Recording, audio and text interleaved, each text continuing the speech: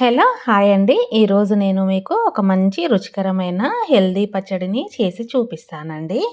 ఈ పచ్చడి అన్నం, దోస, చపాతీలోకి చాలా రుచిగా ఉండి ఒంట్లోని కొవ్వును సైతం తగ్గిస్తుంది.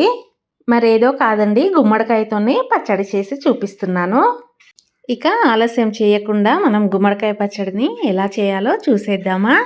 అంతకన్నా ముందు ప్లీజ్ నా ఛానల్‌ని సబ్స్క్రైబ్ చేసుకోండి. గుమ్మడికాయను శుభ్రంగా కడిగి చిన్న చిన్న ముక్కలుగా కోసుకోవాలి. నేను పొట్టుని తీసేయకుండా పొట్టుతోనే కట్ చేసుకుంటున్నాను. గుమ్మడికాయకి కాకుండా గుమ్మడికాయ పొట్టులో, గింజలలో కూడా చాలా పోషకాలు ఉంటాయండి. వాటిని పడేయకుండానే మనము ఎన్నో విధాలుగా ఉపయోగించుకోవచ్చు. కావాలంటే మీరు పొట్టును తీసేసి కూడా వాడుకోవచ్చు. ఇలాగే కావలసినంత గుమ్మడికాయను చిన్న చిన్న ముక్కలుగా కట్ చేసి పెట్టుకోవాలి. ఇప్పుడు స్టవ్ పై కడాయి పెట్టి 2 స్పూన్స్ ఆయిల్ వేసుకొని వేడి చేయాలి. నూనె వేడయ్యాక కారానికి తగ్గట్టుగా ఎండుమిర్చిని వేసుకోవాలి. మీరు తినగలిగే కారానికి తగ్గట్టుగా ఎండుమిర్చిని వేసుకోండి. ఎండుమిర్చిని కాసేపు వేయించాక 2 స్పూన్స్ ధనియాలు వేసుకోవాలి. ధనియాలను కూడా కాసేపు వేయించాక 1 స్పూన్ జీలకర్రను వేసుకోవాలి.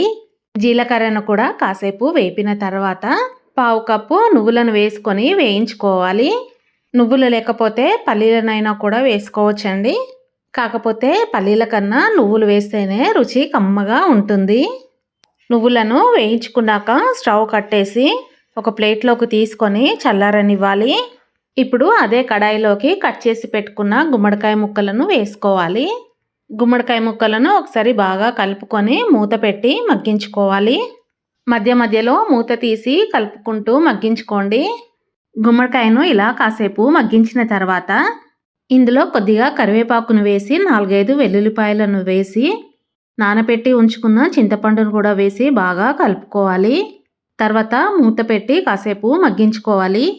ఇలా మగ్గించిన తర్వాత ఒకసారి బాగా కలుపుకొని కాస్త పసుపును వేసి కలుపుకోవాలి. పసుపును పచ్చివాసన పోయేదాకా బాగా కలుపుకొని మూత పెట్టి మగ్గించుకోవాలి. ఇలా చక్కగా మగ్గిపోయాక ఒకసారి కలుపుకొని స్టవ్ కట్టేసి చల్లారనిచ్చుకోవాలి. ఇప్పుడు చల్లార పెట్టుకున్న నువ్వులను మిక్సీ జార్లో వేసుకొని మెత్తటి పేస్ట్లా చేసుకోవాలి. తర్వాత అదే మిక్సీ జార్లో మగ్గించి పెట్టుకున్న గుమ్మడికాయ ముక్కలను కొద్ది కొద్దిగా వేసుకుంటూ ఒక పేస్ట్లా చేసుకోండి. దీన్ని ఒక బౌల్లోకి తీసేసుకొని అదే మిక్సీ జార్లో మిగతా గుమ్మడి ముక్కలను కూడా వేసుకొని కచ్చపచ్చ పేస్ట్ చేసుకోవాలి. అందులోనే సరిపడా ఉప్పును కూడా వేసుకొని పేస్ట్ చేసుకోండి. ఇప్పుడు ఈ గుమ్మడికాయ పచ్చడికి పోపుని ప్రిపేర్ చేసుకుందాము. ముందుగా స్టవ్ పై కడాయి పెట్టి కడాయి హీట్ అయ్యాక 3 స్పూన్స్ ఆయిల్ వేసుకోండి. నూనె వేడయ్యాక దంచి పెట్టుకున్న 5-6 వెల్లుల్లి రెబ్బలను వేసుకోండి. అందులోనే 1 స్పూన్ ఆవాలను కూడా వేసి కలుపుకోవాలి. ఆవాలు చిటపటలాడిన తర్వాత 1 స్పూన్ జీలకర్రను వేసుకొని 1 స్పూన్ మినపప్పును కూడా వేసి 1 స్పూన్ శనగపప్పును వేసుకొని కలుపుకోవాలి. తర్వాత ఇందులో చిటికెడు ఇంగువను వేసి కలపాలి.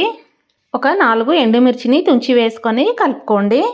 ఎప్పుడైనా సరే తాలింపుకి ఈ విధంగానే 1 by 1 వేసుకుంటూ చేసుకుంటేనే మంచి గుమగుమలాడుతూ తాలింపు బాగుంటుందండి. తర్వాత ఇందులో కాస్త పసుపును కూడా వేసుకొని కలుపుకోండి. చివరిగా కాస్త కరివేపాకును కూడా వేసి కలుపుకుంటే మన తాలింపు రెడీ అయిపోయినట్లేనండి. ఇక ఈ తాలింపును మన గుమ్మడికాయ పచ్చడిలో కలుపుకుంటే టేస్టీ యమ్మీ గుమ్మడికాయ పచ్చడి రెడీ అయిపోయినట్లే. మీకు నచ్చితే ప్లీజ్ నా ఛానల్ని సబ్స్క్రైబ్ చేసుకోండి. అలాగే షేర్ చేసి లైక్ చేసి కామెంట్ కూడా పెట్టండి.